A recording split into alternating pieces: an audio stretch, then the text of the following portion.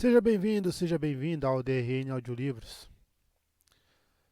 Se inscreva no nosso canal aí para dar uma força pra gente. A gente tem bastante audiolivros aí.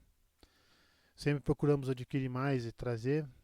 Se você quer um livro específico, deixe nos comentários aí. Eu tento ir atrás assim que possível. Se gosta do nosso trabalho aí, deixa o like. Se quiser dar um apoio pra gente também, temos Pix, seja membro. Fica tudo aí na descrição do canal ou na descrição dos vídeos também. E vamos lá, vamos para mais um capítulo. Capítulo 33. Uma questão de vermelho. A faca roçou o cabelo de Nina Eve e se cravou na tábua na qual ela estava encostada, fazendo-a se encolher por trás da venda. Queria estar com uma trança decente, em vez das mechas soltas caindo pelos ombros. Se aquela lâmina tivesse cortado um único fio, sua tola, pensou, amargurada. Você é muito, muito tola. Com a venda cobrindo os olhos, Nina Eve só enxergava uma linha de luz bem fina na parte inferior. Parecia brilhante no escuro sob o pano. Ainda devia haver luz suficiente, mesmo que a tarde já estivesse acabando. Claro que o homem não atiraria a faca se não desse para enxergar direito. A lâmina seguinte se cravou do outro lado de sua cabeça. Nina Eve sentiu a vibração. Achou que estava rente à sua orelha. Queria matar Tom Merlin e Valan Luca. E talvez, por puro princípio, qualquer outro homem no qual conseguisse pôr as mãos. As peras! Gritou Luca, como se não estivesse a apenas 30 passadas dela. Ele devia pensar que a venda também a deixara surda, não apenas cega. Nina Eve manuseou desajeitadamente a bolsa na cintura, apanhou uma pera e equilibrou-a cuidadosamente na cabeça. Ela estava cega. Tola e absolutamente cega. Mais duas peras e a garota abriu os braços com cautela em meio às facas que a circundavam, segurando, pelo talo, um fruto em cada mão. Fez-se uma pausa. Ela abriu a boca para dizer a Tom Merlin que, se ele sequer a arranhasse, iria... Tunk, tunk, tunk. As lâminas voaram tão rápido que, se sua garganta não estivesse contraída feito um punho, Nina Eve teria deixado escapar um gritinho. Na mão esquerda, só restava o talo. Na direita, a pera tremia ligeiramente, com a faca atravessada. Do fruto, na cabeça, escorria suco em seu cabelo. Retirando o tecido dos olhos, foi até Tom e Luca, ambos com enormes sorrisos. Antes que pudesse falar qualquer uma das palavras que fervilhavam em sua mente, Luca disse, admirado. Você é magnífica, Nana. Sua bravura é magnífica, mas você é mais ainda. Ele rodopiou aquela ridícula capa de seda vermelha ao se curvar, uma das mãos na altura do coração. Devo chamar este número de uma rosa entre espinhos. Apesar de, sinceramente, você ser mais bonita do que uma simples rosa. Não é preciso ter muita coragem para ficar parada feito uma árvore. Ela era uma rosa? Então mostraria os espinhos para ele. Mostraria para os dois. Escuta aqui, Valan Luca. Quanta coragem! Você nunca vacila. Vou lhe dizer, eu não teria estômago para fazer o que você está fazendo. Aquela era pura verdade, Nina Eve afirmou para si mesma. Não tenho mais coragem que o necessário, disse em um tom mais ameno. Era difícil gritar com um homem que insistia em dizer o quanto ela era valente. Com certeza era melhor do que escutar toda aquela baboseira sobre rosas. Tom tocou o longo bigode branco como se estivesse diante de algo engraçado. O vestido, disse Luca com um sorriso que exibia todos os dentes. Você vai ficar maravilhosa com... Não! Explodiu ela. Ele perdeu toda a simpatia que conquistara com os elogios ao puxar de novo aquele assunto. Clarine confeccionara o vestido que Luca queria que ela usasse, de uma seda mais rubra do que a capa dele. Nina Eve achava que a cor era para esconder o sangue, caso o Tom errasse a mão. Mas, Nana, uma beldade em perigo é um grande atrativo. A voz de Luca era suave, como se ele estivesse sussurrando palavras doces em seu ouvido. Todos os olhos estarão em você, todos os corações batendo por sua beleza e coragem. Se você gosta tanto, retrucou ela com firmeza, use você. Além da cor, Nina Eve não estava disposta a mostrar tanto busto em público, e pouco importava se Clarinha achava adequado ou não. Ela já tinha visto o vestido com que Latelli se apresentava, cheio de lantejoulas pretas e com gola alta até o queixo. Poderia usar algo do tipo. Onde estava com a cabeça? Nina Eve não tinha a menor intenção de seguir com aquilo. Só concordar em praticar o número para que Luca parasse de arranhar a porta de seu carroção toda noite, tentando convencê-la. Mas o homem era hábil em perceber quando mudar de assunto. O que aconteceu aqui? Perguntou, parecendo subitamente um pouco preocupado. Nina Eve se encolheu quando ele tocou seu olho inchado. Azar o dele ter optado por pular para aquele assunto. Teria sido melhor continuar tentando enfiá-la no vestido vermelho. Eu não gostei do olhar que vi no espelho esta manhã, então acabei com ele. O tom inflexível e a expressão feroz fizeram Luca recolher a mão. Pelo brilho ressabiado em seus olhos escuros, parecia suspeitar de que ela pudesse acabar com ele também. Tom esfregava o bigode furiosamente, o rosto vermelho do esforço para não rir. Sabia o que havia acontecido, claro, sempre sabia. E, assim que ela saísse, sem dúvida entreteria Luca com sua versão do ocorrido. Os homens não conseguiam ficar sem fofocar. Já nasciam assim, e nada que as mulheres fizessem dava jeito neles. Oh, que injustiça essas coisas, hein? A luz do dia já estava mais fraca do que ela pensara. O sol descia vermelho em meio às copas das árvores a oeste. Se fizer isso de novo sem uma luz melhor, rosnou Nina Eve, mostrando o punho para Tom. Já está quase de noite. Imagino, respondeu o homem, erguendo a espessa sobrancelha. Que isso significa que você não quer praticar a parte em que eu é que fico vendado? Ele estava brincando, claro. Só podia estar brincando. Como quiser, Nana. De agora em diante, só com a melhor luz possível. Foi só quando se afastou, alisando as saias furiosamente, que Nina Eve se deu conta de que concordara em participar daquela tolice. Dera a entender, pelo menos. Tão certo quanto o pôr do sol, eles tentariam fazê-la cumprir a palavra. Sua tola, tola, tola. A clareira onde eles, ou Tom, ao menos, em que ele e Lucas se queimassem, tinham andado praticando, não ficava longe do acampamento montado ao lado da estrada para o norte. Estava claro que Lucas não queria perturbar os animais, caso Tom atravessasse o coração dela com alguma de suas facas. Era provável que o homem usasse o cadáver de Nina Eve para alimentar os leões.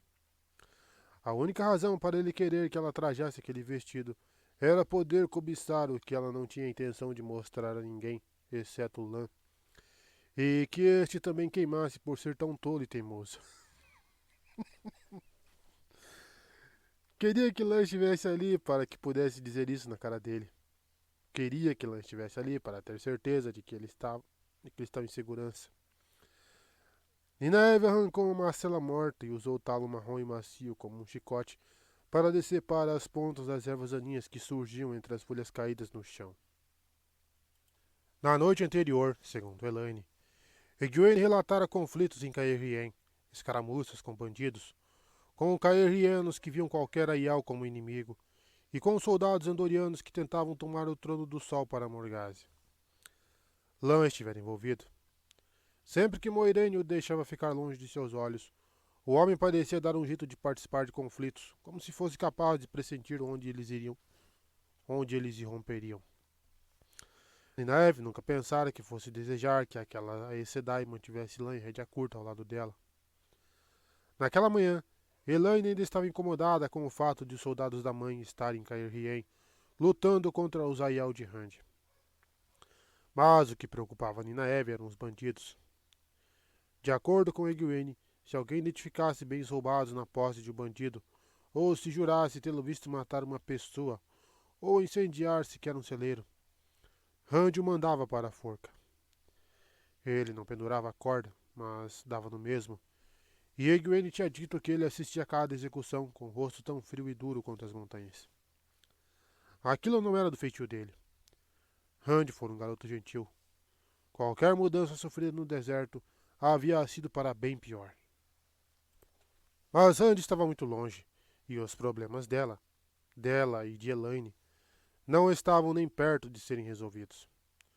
O rio Elder ficava a menos de 1 milha ao norte, atravessado por uma única ponte de pedra alta, erigida entre compridos pilares de metal que cintilavam sem o menor sinal de ferrugem.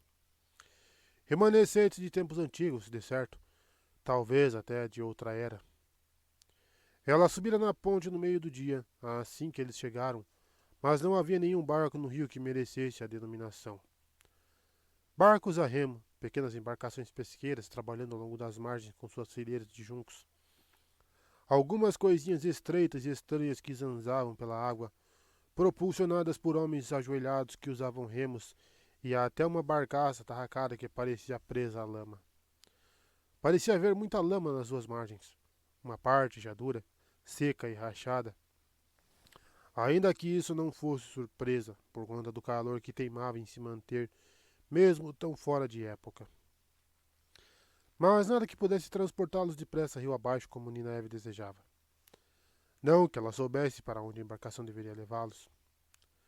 Mesmo forçando o cérebro ao máximo, não se lembrava do nome da cidadezinha onde as Irmãs Azuis supostamente estavam. Golpeou com violência um dente de leão, que se desfez em pluminhas brancas que flutuaram até o solo. Provavelmente não estariam mais lá, de qualquer modo, se é que chegaram a estar. Mas era a única pista que tinham de um lugar seguro, além de Tear.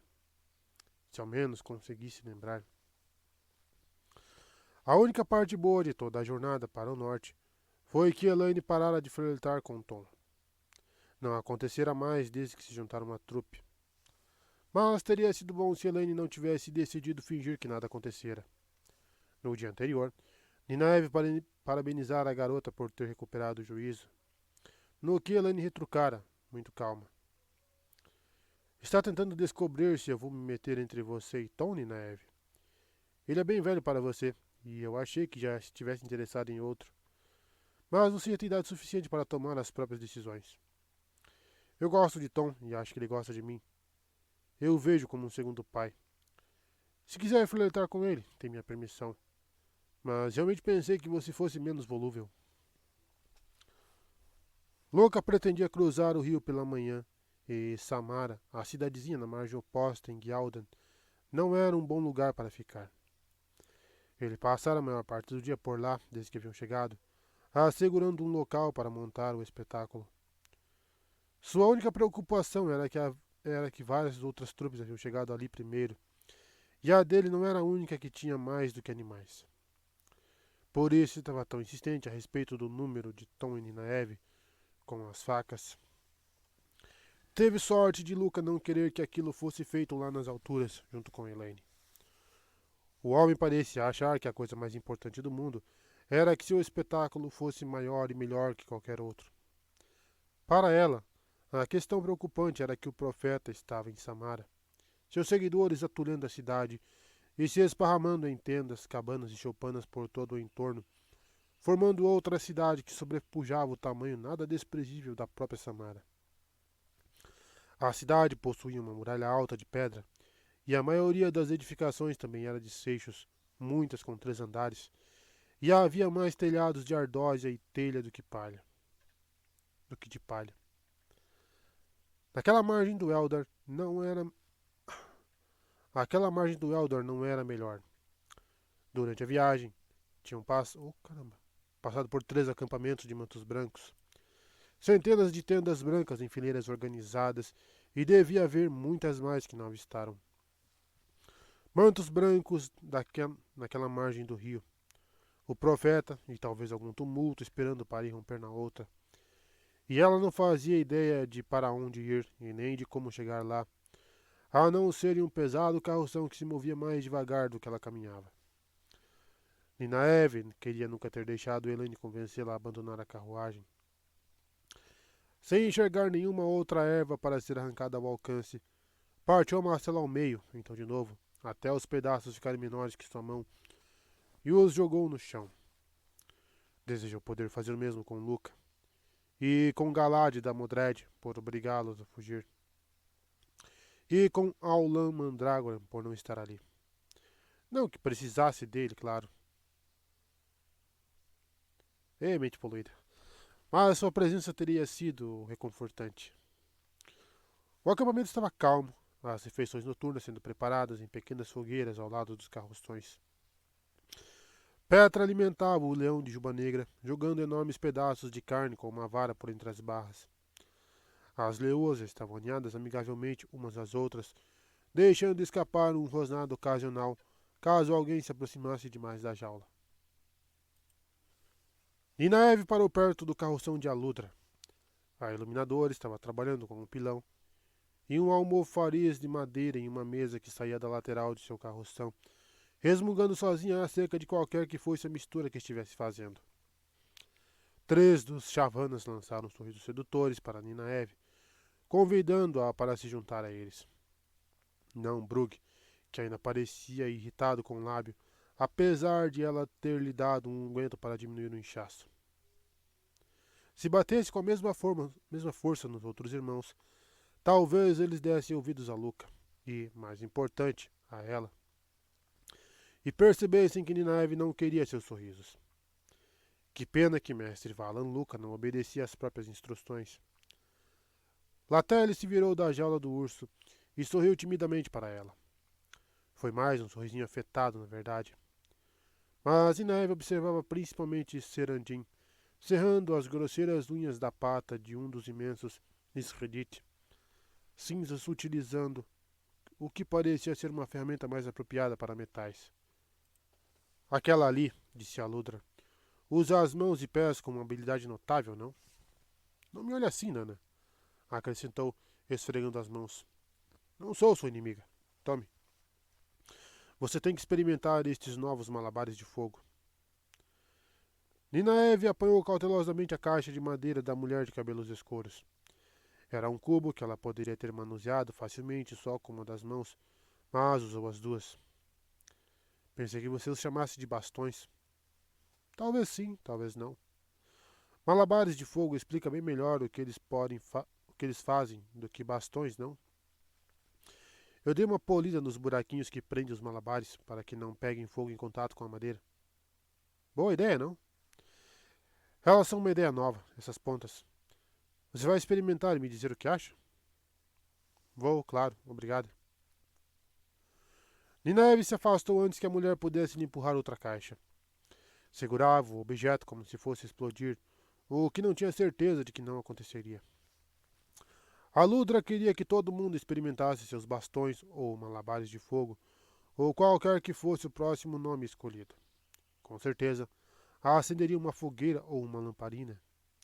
Também podiam pegar fogo se as pontas das ruas cinzentadas roçassem uma na outra, ou em qualquer material áspero. Para ela, era melhor continuar com pedra e aço, ou com carvão devidamente acondicionado em uma caixa de areia, bem mais seguro. Juilin a alcançou antes que pusesse os pés nos degraus do carroção que dividia com Elaine, seu olhar indo diretamente para o olho inchado de Ninaeve. Ela o encarou com tanta firmeza que o homem deu um passo para trás e tirou da cabeça aquele chapéu ridículo em forma de cone. Eu fui até o outro lado do rio, relatou ele. Tem mais ou menos 100 mantos brancos em Samara, só observando e sendo observados com o mesmo ímpeto por soldados de Gyaldan. Mas eu reconheci um deles. Aquele jovem que estava sentado do outro lado da luz da verdade, em Sienda. Ela sorriu para ele, que deu outro passo ligeiro para trás, encarando-o com cautela. Galad em Samara. Era só o que faltava. Você sempre traz notícias maravilhosas, Juilin. Deveríamos ter deixado você em Tanchico, ou melhor, na doca de Tear. Aquilo não era justo. Era melhor ele ter lhe contado a respeito de Galad do que ela dar de cara com o rapaz ao virar uma esquina. E fazia o quê? Obrigada, Juilin. Pelo menos agora sabemos que é melhor ficar de olho. O meneio do homem não fez jus aos agradecimentos tão graciosos e ele se apressou para ir embora, enfiando o chapéu na cabeça, como se esperasse que ela lhe batesse. Homens não tinham modos mesmo. O interior do carroção estava em melhores condições do que quando Tom e Juilinho o compraram. A tinta descascando fora toda retirada. Os homens resmungaram por ter de fazer aquilo. Com toda a razão. E os armários e a minúscula mesinha presa ao piso, lustrados até ficarem brilhando. O pequeno fogão de tijolos com chaminé de metal nunca fora usado. As noites eram sempre quentes, e se começasse a cozinhar enquanto estivessem ali, Tom e Juilin nunca voltariam a assumir a função. Mas era um bom lugar para guardar objetos de valor, bolsas e caixas de joias. A bolsinha de camurça fabricava o selo, que ela enfiara o mais fundo que podia e no qual não encostara desde então.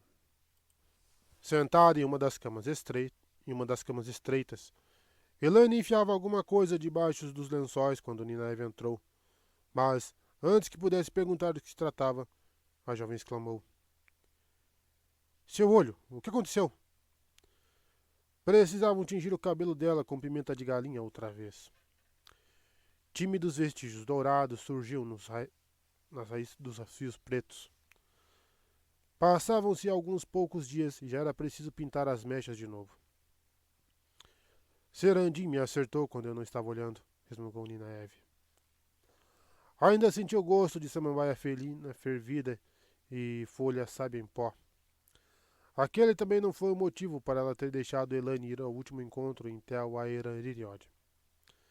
Nina Eve não estava evitando Egwene. Era só que ela fazia a maior parte das excursões até o mundo dos sonhos.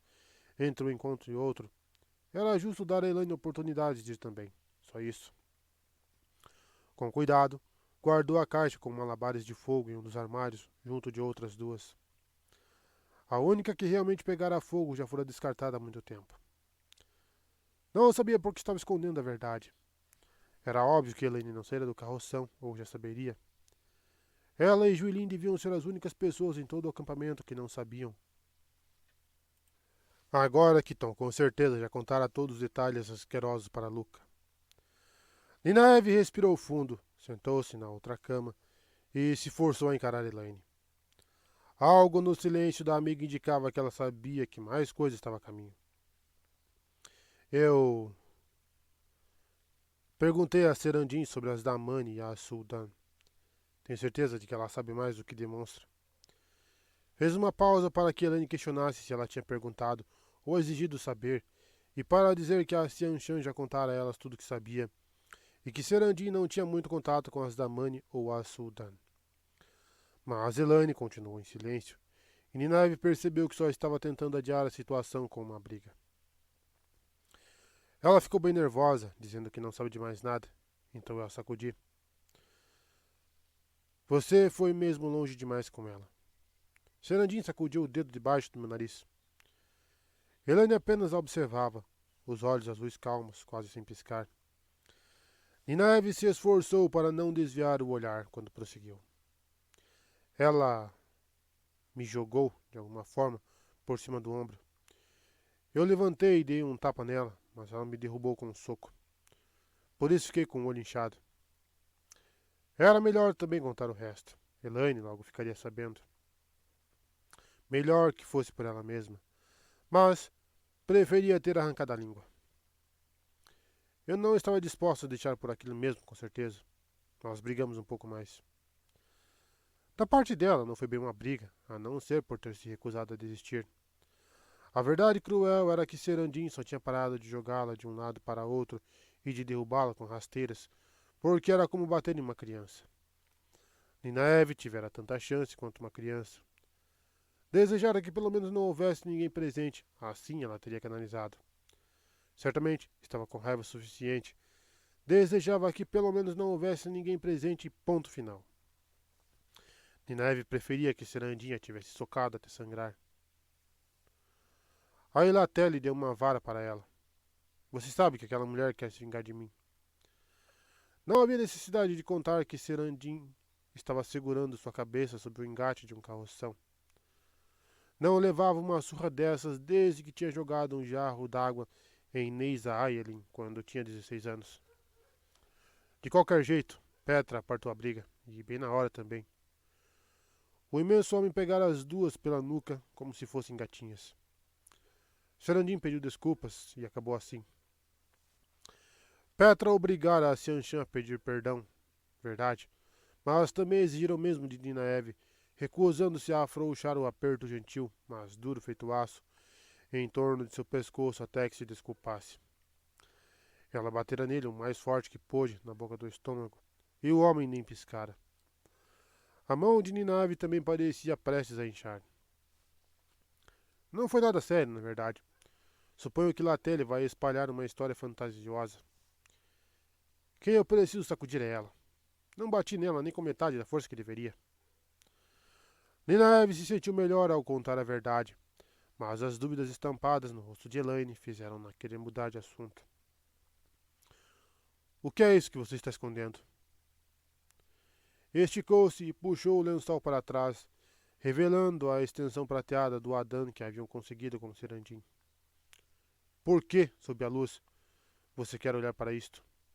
E se quer mesmo, por que esconder? É um objeto repugnante e eu não entendo como você consegue tocar nele. Mas, se é o que deseja, a decisão é toda sua. Não seja tão chateado. Não seja tão chata, rebateu Elaine. Um sorriso lento se abriu em seu rosto, demonstrando animação. Acho que posso fazer um. Fazer um? Ninaeve baixou a voz, torcendo para que ninguém entrasse correndo para ver quem estava matando quem, mas não suavizou nem um pouco. Luz, por quê? Fazer até uma fossa sem tampa seria melhor. Uma pilha de estrume. Ao menos teria alguma utilidade. Eu não pretendo fazer uma dã.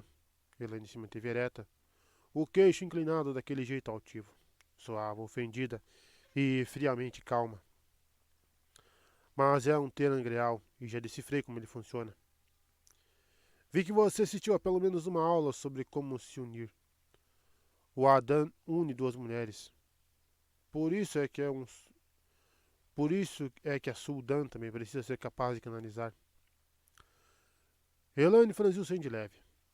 Mas é um vínculo estranho, diferente. Em vez de duas ou mais compartilhando poder com uma como guia, nesse caso só uma assume todo o controle. Acho que é por isso que uma Damani não pode fazer nada que a Suldan não queira que ela faça. Não acredito nem um pouco que haja necessidade da corrente. A coleira e o bracelete funcionariam tão bem quanto sem ela, e da mesmíssima forma. Tão bem quanto, repetiu Ninaeve seca. Você estudou bastante o assunto para alguém que não pretende reproduzir este objeto.